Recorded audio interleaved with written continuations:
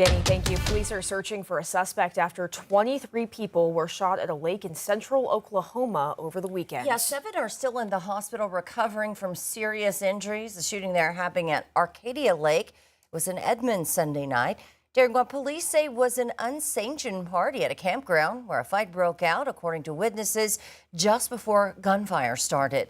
Edmonds mayor saying his city plans to evaluate policies for park operations.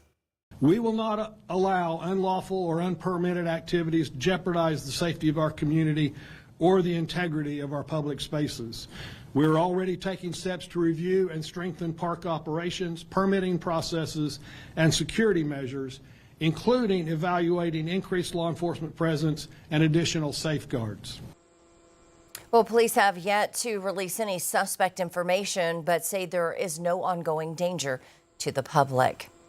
6:34 this morning at the Arkansas Capitol. The special session is off and running. Lawmakers are pushing for tax cuts that could impact your wallet. The proposed income tax cut would impact the state's highest tax bracket the most. The bill also includes a reduction in corporate tax rates. One state senator says the move would help Arkansas compete with neighboring states.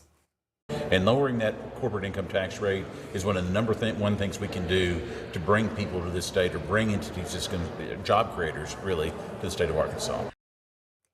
However, some testified at the Capitol saying the state should fully fund services before cutting taxes.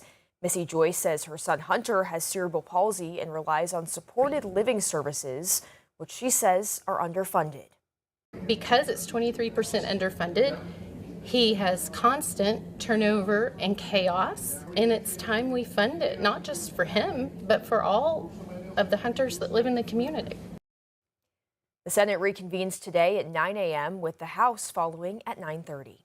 Well, 8 Arkansas National Guard soldiers recovering after an accident out at Fort Chaffee. Colonel Joe Lynch saying 3 heavy expanded mobility tactical trucks collided. It was all during a routine training exercise on Monday morning. One soldier was airlifted to Washington Regional for surgery. The others were taken to a Fort Smith hospital with minor injuries. Training was immediately paused for the day. Brigade commanders put in place a safety stand down, which all soldiers will pause, no more training for the day, and they'll just kind of review their safety procedures and the requirements of, just to be, safe training, because it is inherently dangerous training what we do with these large vehicles. The safety stand down also includes reviewing procedures, checking driver qualifications, and making sure every soldier is properly trained. Investigators are now working to find what exactly caused that crash. The Guard saying that training is expected to resume and continue through mid-May. The legal fight between the Board of Corrections and the governor's office will remain ongoing. A circuit judge is holding off on dismissing a lawsuit from Attorney General Tim Griffin to end the legal battle. Griffin sued the board when the power struggle over who has the final say on the state's prisons started in 2023. The lawsuit said the board did not have the right to hire its own lawyer and that it violated the state's open meeting laws. The board repeatedly won in the lower courts, but now the board and the AG have moved to dismiss the case. 2 board members are pushing back, though, and now a new judge wants to hear from them. Well, May is Foster Care Awareness Month. Yeah, and this morning we're looking at work being done here at home to support children that have experienced abuse or neglect in the foster care system. 5 News reporter Claire Averbach joining us with more on a local mission. Good morning, Claire. Good morning, Joe. Good morning, Lauren. CASA of Northwest Arkansas is just one of many chapters across the U.S. CASA stands for Court-Appointed Special Advocate. These are people who volunteer in court to support children in the foster care system who may have experienced abuse or neglect and work to find them a safe and permanent home. CASA was originally founded in 1977 out of Seattle by a juvenile judge who saw the struggle that children faced while navigating the foster care system. The program is community volunteer-based. The advocates typically assigned to just one case at a time.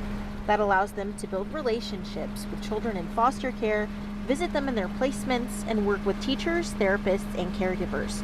CASA of Northwest Arkansas currently has about 300 volunteers serving children of all ages. And as more teens enter or remain in foster care, CASA says older youth often need additional support as they prepare for adulthood.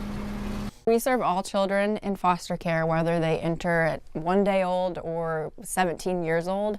And here in Arkansas, teens can actually choose to stay in extended foster care until they're 21, oftentimes looking at aging out of the system. And so it becomes really important that we have volunteers who are willing to work with those teenagers.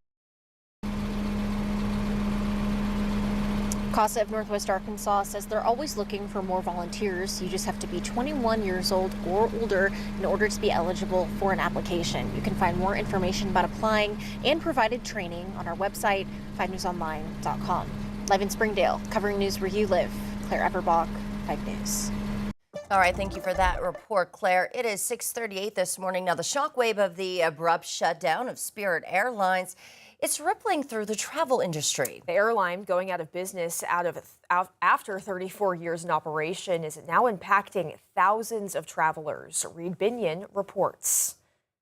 In the middle of the ocean and found out that all our flights were canceled. Thousands of air travelers stranded in recent days after the sudden collapse of Spirit Airlines over the weekend.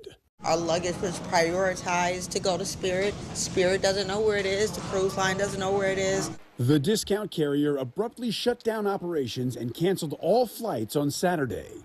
It is the first major U.S. airline in a quarter century to go out of business due to financial problems. In the wake of Spirit's shutdown, some other airlines have offered capped ticket prices or rescue fares, most around $200, to help stranded Spirit passengers rebook flights. Spirit's employees are also getting hit hard by the airline shutdown. The hardest part is what are the flight attendants going to do and the other employees, because there's just not enough work for everybody here. On Monday, former Spirit employees came together in solidarity at a gathering in front of the company's now defunct headquarters in Florida. You know, it's bittersweet. There's a lot of memories. We had good days, we had bad days, like any other job. But it was that job that I loved. There was no job that compared. I'm Reed Binion reporting. Tensions ran high Monday on day one of Project Freedom, the U.S. naval campaign aimed at guiding commercial ships through the Strait of Hormuz. Iran used cruise missiles and drones to fire at both U.S. warships and commercial vessels.